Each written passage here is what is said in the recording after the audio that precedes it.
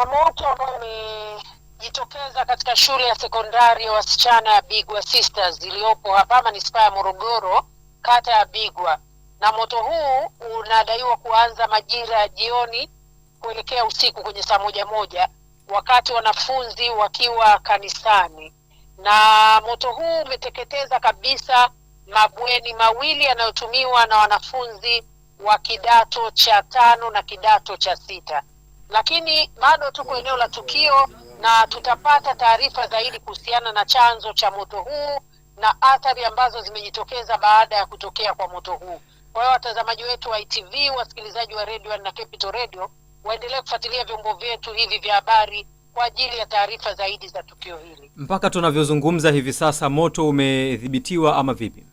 Mpaka sasa hivi moto umeweza kudhibitiwa kwa sababu watu wa Jeshi la Zimamoto na Uokoaji wamefika kwa wakati eneo la tukio, japo wamefika tayari athari kubwa zikiwa zimeshajitokeza, mabweni haya yakiwa tayari yameteketea kwa moto.